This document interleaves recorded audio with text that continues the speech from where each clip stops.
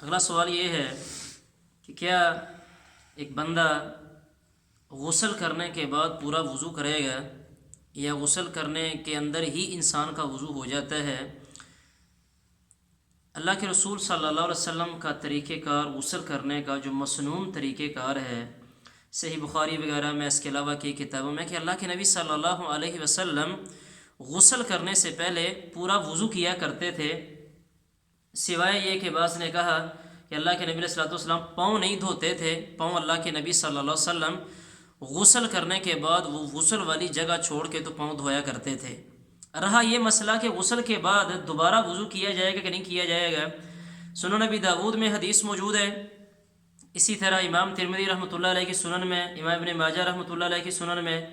سنن نبی داود کے الفاظ یہ ہیں کہ اللہ کے رسول علیہ الصلوۃ والسلام نے فرمایا من مس ذکرہ فلیتوضأ، جس بندے نے اپنی شرمگاہ کو ہاتھ لگایا تو وہ بندہ وضو کرے۔ سنن ابن ماجہ کے الفاظ یہ من مس فرجہ فلیتوضأ، کہ جس بندے نے اپنی شرمگاہ کو ہاتھ لگایا تو وہ بندہ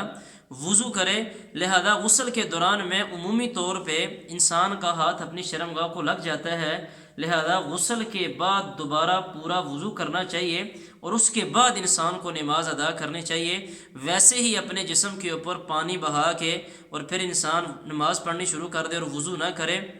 تو یہ طریقہ صحیح نہیں ہے، اس سے احتیاط کرنی چاہیے، بچنا چاہیے۔ ایک صحابی رسول آئے اللہ کے رسول صلی اللہ علیہ وسلم کے پاس، انہوں نے کہا اللہ کے نبی، ایک انسان کا ہاتھ اپنی شرمگاہ کو لگ جاتا ہے تو اللہ کے نبی علیہ الصلوۃ والسلام نے فرمایا نہیں، کوئی حرج نہیں، یہ تیرے جسم کا ایک ٹکڑا ہے، انما هو بضعۃ منک۔ تو صحیح ابن حبان کی ایک روایت اس مسئلے کو بالکل واضح کرتی ہے کہ ایک اللہ کے رسول علیہ الصلوۃ والسلام نے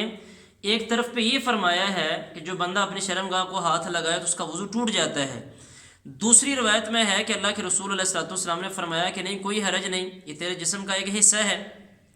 تو صحیح ابن حبان میں حسن سند کے ساتھ یہ روایت موجود ہے۔ ابو ہریرہ رضی اللہ تعالیٰ عنہ بیان کرتے ہیں کہ اللہ کے رسول صلی اللہ علیہ وسلم نے فرمایا کہ انسان کا ہاتھ اگر اپنی شرمگاہ کو لگتا ہے اور درمیان میں کوئی کپڑا، کوئی رکاوٹ، کوئی چیز نہیں تھی تو پھر انسان کا وضو ٹوٹ جائے گا، لیکن اگر درمیان میں کوئی حائل، کوئی رکاوٹ موجود تھی، کوئی کپڑا موجود تھا تو پھر انسان کا وضو نہیں ٹوٹتا۔ تو غسل کے دوران کیونکہ اس کے اوپر کو انسان کا جسم ننگا ہوتا ہے تو لہذا اس کے بعد انسان کو پورا مکمل وضو کرنا چاہیے۔ اللہ ہمیں سمجھنے کی، عمل کرنے کی توفیق دے۔